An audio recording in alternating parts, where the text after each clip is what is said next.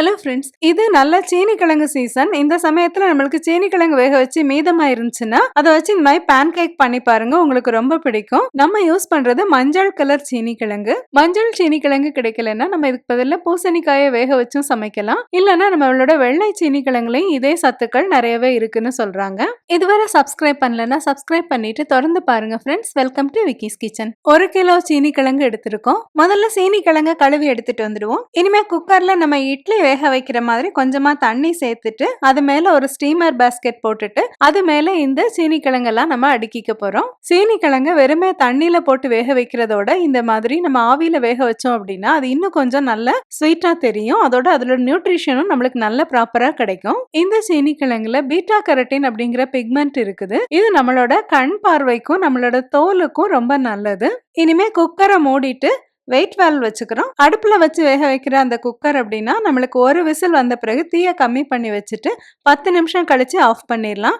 நம்ம யூஸ் பண்றது electric pressure cooker.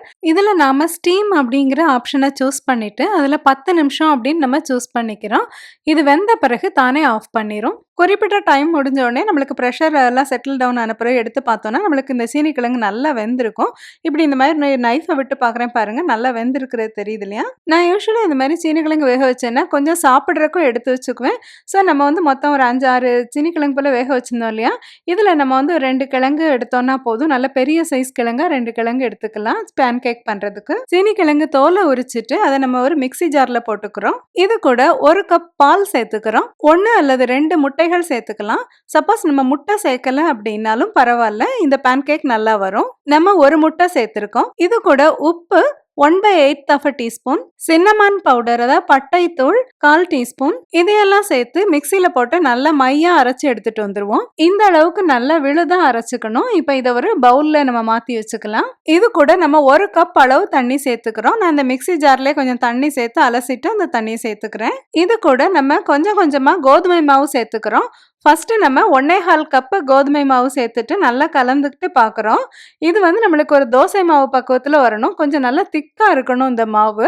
அப்போ தான் நம்மளுக்கு இந்த பேன் கேக் திருப்புறக்கு நல்லா ஈஸியாக இருக்கும். இந்த பேன் கேக் பேட்டரை நம்ம நைட் செஞ்சு ஃப்ரிட்ஜில் எடுத்து வச்சுட்டு மறுநாள் காலையில் கூட செஞ்சுக்கலாம். இல்லைன்னா இப்படி நம்ம இமீடியட்டாக அந்த பேட்டர் கலந்துட்டு அப்படியே கூட செய்ய ஆரம்பிச்சிடலாம். பேன் கேக் செய்ய ஆரம்பிக்கிறதுக்கு ஒரு 10 மினிட்ஸ் முன்னாடி 1/8 டீஸ்பூன் நம்ம பேக்கிங் சோடா சேர்த்துருக்குறோம். இனிமேல் நம்ம தோசைக்கல் ஒன்று எடுத்து நல்லா சூடு பண்ணிட்டு அதுல வெண்ணெய் இல்லைன்னா எண்ணெய் வந்து ஒரு லேயர் மாதிரி அப்ளை பண்ணிக்குவோம். இந்த ஸ்வீட் பொட்டேட்டோ பேன் கேக் பார்க்கறதுக்கு ஈஸியா இருந்தாலும் நம்மளுக்கு செய்யும் போது அதிகமான டைம் எடுக்கும்.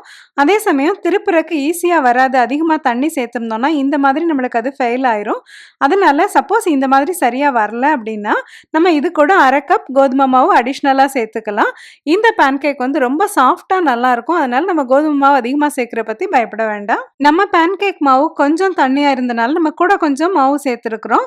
மொத்தமா நம்ம 2 கப் கோதுமை மாவு சேர்த்துருக்கிறோம். 2 சீனிக்கிழங்கு எடுத்திருக்கிறோம். இப்போ நான் இந்த மாவு உங்களுக்கு கன்சிஸ்டன்சி காட்டுறேன் பாருங்க. இந்த அளவுக்கு இருக்கணும்.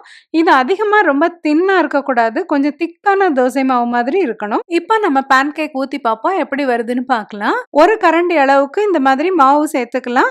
இது அதிகமா விரிச்சு விடக்கூடாது. சின்ன சைஸ் வட்டங்களா தான் இந்த பேன் கேக் யூஸ்வலா இருக்கும்.